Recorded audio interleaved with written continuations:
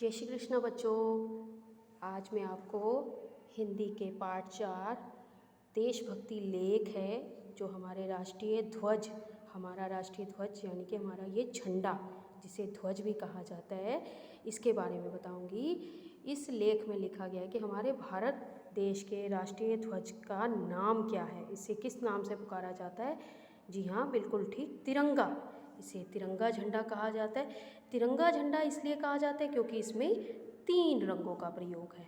जैसे कि आप देख रहे हो 3 रंग की पट्टियां हैं। ये सबसे ऊपर है केसरी रंग। केसरी रंग ये वीरता और त्याग बलिदान का संदेश देता है। ये कलर, ये रंग जो है, ये क्योंकि पुराने समय में जो वीर सैनिक थे, जब वो युद्ध पर जाया करते थे, लड़ाई करने जाते थे, तो केसरी रंग के वस्त्र पहनते थे।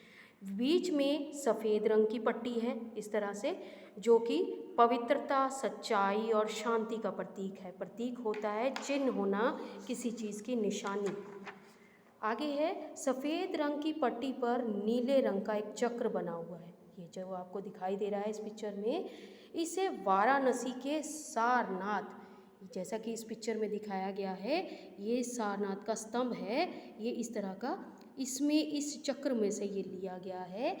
ये चक्र यहाँ से, ठीक है। आप बहुत सारे ऐसे जो हमारे जो आजकल नोट आते हैं उनमें भी देखोगे, नोटों में भी इस तरह की पिक्चर बनी हुई है। ये 3 मुंह वाला शेर है। इसके नीचे इस तरह से ध्यान से देखो, ये एक चक्र दिखाई दे रहा है। ये जो हमारा ये चक्र है, यहाँ से लिया गया है। ये जो इसके बीच में है, इसके अंदर ये जो लाइंस हैं, ये जो लाइन, इसको बोला जाता है कमानियाँ, जो कि ये टोटल, ये इनकी गिनती है 24 कमानियाँ हैं। ये कमानियाँ हमें क्या संदेश देती हैं कि 24 घंटे आगे बढ़ते रहने की, लगातार आगे जाते रहने की प्रेरणा देती हैं। सबसे नीचे हरे रंग की पट्टी है, ये जो आपको दिखाई दे रही है। इसमें ये हरा रंग जो है हरियाली और खुशहाली का प्रतीक है। जैसे कि हमारे देश को कृषि प्रधान देश कहा जाता है, यहाँ पर बहुत सारी फसलें उगाई जाती हैं, हरियाली होती है, इसीलिए इसे हरियाली और खुशहाली का प्रतीक कहा जाता है। अधिक अन्न उगाकर हम, हमारे देश के जो लोग हैं, लोगों की, देश के जो लोगों की भूख मिटा सकते हैं।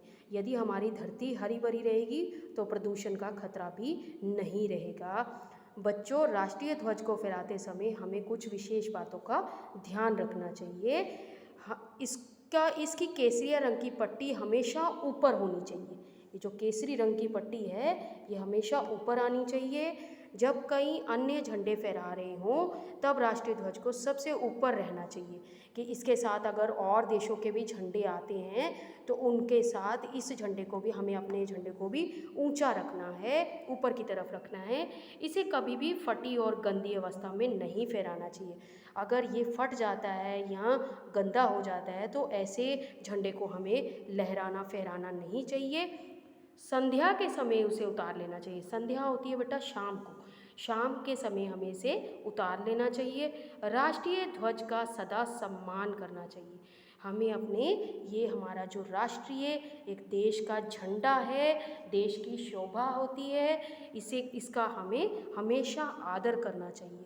तो इस तरह से हम विद्यार्थियों, इसमें राष्ट्रीय ध्वज का स्वरूप, उसके रंगों के बारे में, उनका क्या महत्व है और हमें उसका कैसे आदर करना चाहिए, इसके बारे में इस लेख में बताया गया है।